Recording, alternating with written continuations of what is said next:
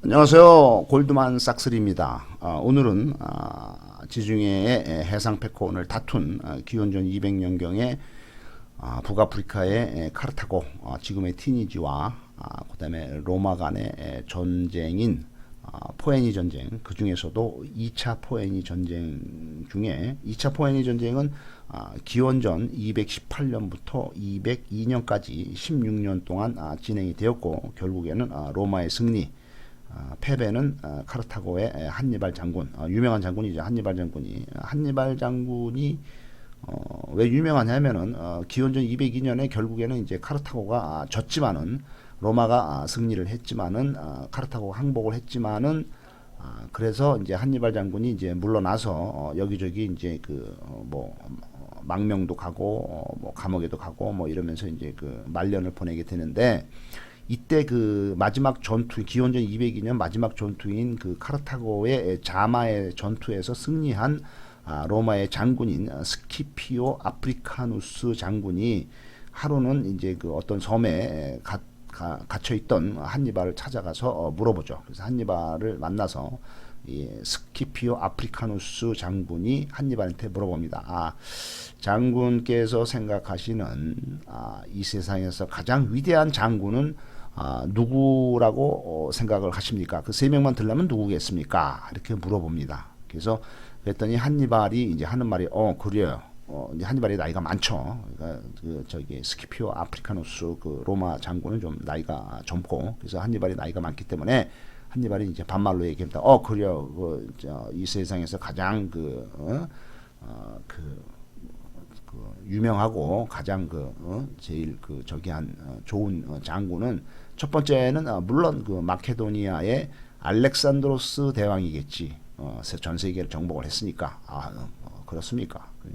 그 두 번째는 누굽니까? 두 번째는 그 그리스의 그 피로스 장군이겠지. 뭐 피로스 장군이 상당히 또 혁혁한 전쟁을 잘한 걸로 돼 있습니다. 그래서 이제 그건 뭐 거기까지는 이제 수긍을 한 거죠. 그다음에 이제 스키피오가 또 물어보죠. 그러면 세 번째는 누구겠습니까? 이렇게 물어볼 때는 분명히 자기 이름이 나올 거라고 기대를 한 거죠. 내가 자마 전투에서 강력한 카르타고군을 완전히 내가 괴멸시키고 승리를 했으니까 세 번째 정도는 내 이름이 올라가지 않을까, 이렇게 그 로마의 장군인 스키피오 아프리카누스가 생각을 했지만은, 한니발이 대답은 무엇입니까? 세 번째는 뭐 당연하지, 나 한니발. 이런 그 일화가 있습니다. 그 정도로 이렇게 돼 있고, 결국 전쟁에서는 로마 장군인 스키피오 아프리카누스가 이겼지만은, 그 26살 9살 젊은 나이에 알프스 산을 넘어서 로마로 진격한 그 한니발 장군, 지금 후세 사람들이 기억하는 거는, 한니발은 상당히 많은 사람들이 알고 있죠. 한니발이라는 이름을. 그렇지만은 스키피오 아프리카누스를 아는 사람들은 뭐 그렇게 많지가 않습니다. 그러니까 결국 전쟁에서 이긴 사람보다는 오히려 전쟁에서 졌지만은 어떤 꿈과 희망을 쫓고 자기의 어떤 그 이상을 쫓아서 용맹스럽게, 그다음에 힘차게 할 만큼 한 그 용기, 그다음에 그 실천력, 그런 전쟁에서 졌지만은 그런 한니발을 사람들이 더 생각하고 또 치운 걸로 되어 있습니다. 그 2차 포에니 전쟁 때 그 한니발이 한참 로마를 휘젓고 다니고 로마군을 막 격파를 하고 이랬을 때, 그 로마 쪽에 독재관이면서 집정관이었던 그 파비우스라는 그 장군이 있었는데, 이 파비우스가 한니발하고 직접 맞붙지 않아서, 그다음에 이제 지연전 뭐 이런 거를 쓴 것 때문에 생긴 말이 파비우스 전략이라는 말이 있습니다. 이 파비우스 전략이 뭐냐면은, 상대와 맞서 싸우지 않고 싸움을 지연시키고 소모전을 펼쳐서 상대를 지치게 하는 지구전이라고 되어 있습니다. 2차 포에니 전쟁 때 이 파비우스 집정관이 있었던 전쟁이었죠. 그래서 이 전쟁이 결국에는 그 카르타고의 한니발, 그다음에 한니발의 동생인 그 하스두르발 바르카, 그다음에 마고 바르카, 이게 한니발의 다 동생들이죠. 이 카르타고는 이렇게 구성이 되어 있었고, 그다음에 전쟁의 초기에는 로마의 집정관으로 독재관으로 참여를 했던 사람들이 파비우스, 막시무스, 푸블리우스, 코르넬리우스, 스키피오, 뭐 이런 사람들이 돼 있고 전쟁 말기에는 스키피오 아프리카누스가 결국에는 이제 승리를 하였죠. 그래서 이 파비우스 전략, 이 지연전, 그다음에 이제 그 소모전, 지구전 이거를 쓴 걸로 역사상의 기록이 될 수 있었던 게 이제 미국 독립 전쟁 때의 1776년이죠. 이때 그 미국 대통령 초대 대통령인 조지 워싱턴이 이런 전략을 썼다 이렇게 돼 있고요. 그다음에 이제 러시아가 이 그 러시아의 기본 전략이 이제 파비우스 전략이다. 왜냐하면 이게 러시아가 이제 대대적으로 큰 침공을 받았던 게 딱 두 번인데 그 프랑스의 나폴레옹이 이제 한번 그 러시아를 공격을 했고 모스크바 점령을 하죠.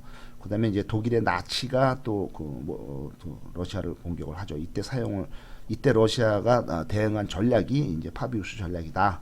지구전 소모전이다. 이렇게 돼 있습니다.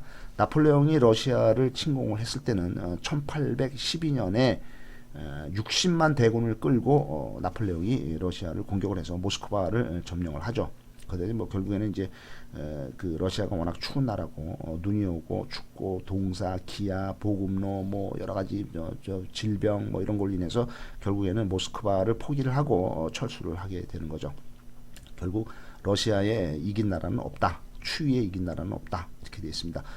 나치가 러시아를 침공을 했을 때는 1941년 6월 달에 출발하죠. 뭐 여름에 출발을 했지만은 결국에는 12월 6개월이 지난 12월에 완전히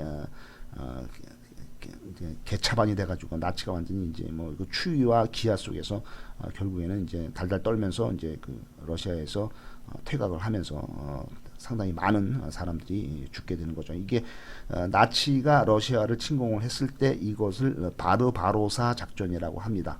이때 그 나치가 투입한 그 병력이 380만 명, 엄청 많죠. 380만 명의 독일군을 투입을 하게 돼 있고 러시아가 대응한 군대는 290만 명이었지만은 러시아는 워낙 영토가 넓고 해서 사방에서 계속 군인들이 보충이 되는데 반해서 독일군은 추위와 전쟁에서 죽으면은 그만큼 병력 손실이 보충이 안 돼서 결국에는 나치가 결국 물러나게 되는 거죠. 그래서 이게 이제 그 파비우스 전략이 그 지연전, 뭐 아니면 소모전 이렇게 되겠습니다.